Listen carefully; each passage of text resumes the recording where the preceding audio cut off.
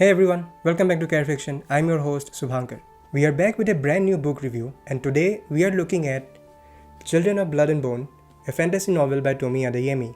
Before we begin, if you are new to this channel, do consider subscribing, and if you are a returning subscriber, it's great to have you back. I have read fantasy novels based on different folklores like Celtic, Slavic, European, Asian, and Egyptian mythology as well.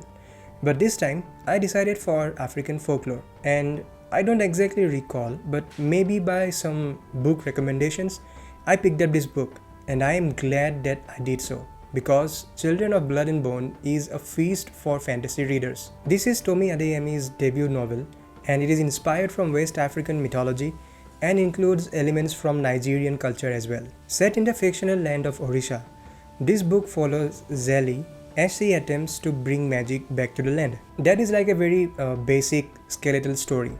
But let us dive into the details, and as usual, I have divided the video into several segments. So let's jump in. We follow 4 characters: Zeli, Zain, Amari and Inan. So the story is, and there are no spoilers here, the magic wielders are known as Magi, and there are 10 Magi clans with different abilities associated with their own deities. Long time back, the king of Orisha ordered a brutal attack on the Magi, and thus magic was wiped out. Zeli is a diviner who can perform magic, but their abilities are not yet activated. So she sets out on an adventure to bring magic back. First of all, it's a fast-paced plot, and what I mean is, there are so many events that happen that will definitely keep you at the edge of your seats. These events are built to give that adventure kind of feel, and by my observation, for every 50 pages, there is an event that helps the plot to move forward, so that you won't be bogged down as you keep on reading, and at certain times it's hard to put down the book. There are a few naturally occurring nifty plot devices that add a distinct dimension to the story. For instance, imagine a quest and certain levels are to be completed or things necessary to fulfill the quest. It is hard to say if the story is plot driven or character driven, because as I mentioned, there is a lot going on in the plot, but at the same time, there is also an equal emphasis on character development. I guess maybe a mix of both. There is one subplot that detracted me, and frankly, it felt somewhat forced and really unnecessary angle. I will discuss it more in the character segment. The story follows a first-person narrative from the point of view of 3 different characters: Zeli, Amari, and Inan. It was really good to have that kind of narrative, because you step in their shoes and you feel how they think and how different are their thoughts and actions. Let's talk about the characters. As I have mentioned, Zeli is like the chief protagonist, and she is a magic wielder. Then we have her brother, Zain, who is a Kosidan. A Kosidan are the common people who cannot wield magic. Amari is the princess of Orisha and daughter of the tyrant king, while Inan is her brother. Needless to say, this book has very strong and wonderful female characters. Zeli is depicted as a determined character at first, and then a tad vacillating in the end. Her character arc is similar to any fantasy protagonist arc. We have a well-defined motivation, journey, internal conflicts, and so on. Then comes Amari, my favorite character of the book. Unlike Zeli, she is wavering at first and then becomes determined towards the end. Even though her character is given a lot less background than Zeli, it came out very strong and effective, and I felt that she held the other characters together. Her character arc may feel like a revenge story, but it is more of a redemption arc, and a very convincing one at that. Then there is Zain, who surprisingly doesn't have his own narrative like the others. And then we have Inan, the prince who is desperate to shine in front of his father, who is adamant about duty before self. And it's the subplot that involves him that distracted me a lot. As a character, he is vital to the story, no doubt, as it amps up the dynamics and adds to the plot.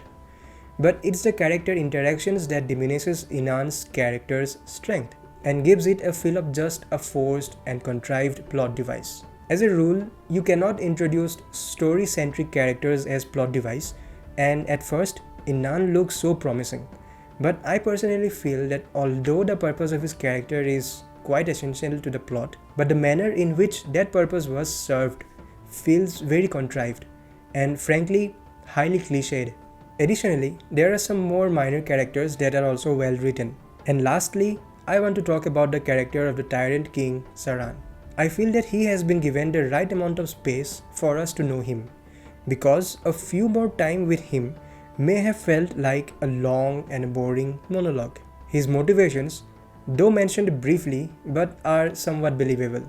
Moving on to the world building, it is done very well and is very rich in exposition. It draws influences from West African mythology. There are inspiration from Nigerian culture, like the garments they wear, dashiki, agbada, and there are also words taken from the Yoruba culture, an ethnic group from West Africa. There is a little backstory to everything, and every location, regions, cities are diverse in their own way. So the world building and the setting is very coherent to the character arcs and the main plot. I would particularly like to mention chapter 18 in this regard. You should definitely look out for that chapter, as there is an ocean of information in that. This is not a spoiler, I'm just making things easy for you. The magic system is so cool. There is a unique power for each of the 10 Magi clan. And the magic system is set in such a way that it does create some limitations and also not totally overwhelming. As magic has to be brought back, the way it is brought into existence is something that you may have seen in some other fantasy works, but the plot and the story arcs make it less weathered. I assure you that you will love the magic depicted in this book and how it is connected to the myths and the lore. Another important feature is that magic is given a form and a function of its own, just like a character, and it is the central plot device. It brings out the dimensions of many characters and, most importantly, how the people with magical abilities feel about it.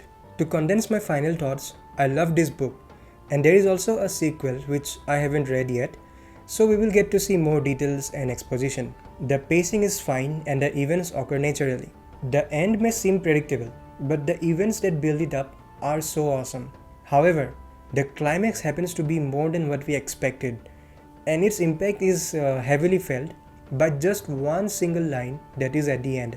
It is hard to predict what would be the impact of the end on the future and further storytelling, but it is sure to elicit a genuine surprise from the readers, and I am all in for it. So that's my review of Children of Blood and Bone. And generally, I deter from giving a definite answer on whether to pick a book or not, and instead let you decide from my thoughts and reviews. But I am going to say this time that any fantasy reader should give this book a read. It is really good. However, it is for you to decide, and it has about 500 pages, and the language is very simple, easy to understand, and it gives a smooth flow to the reading experience. So that's it for this video. If you have liked it, do give it a like and consider subscribing. Thank you for watching, and see you soon.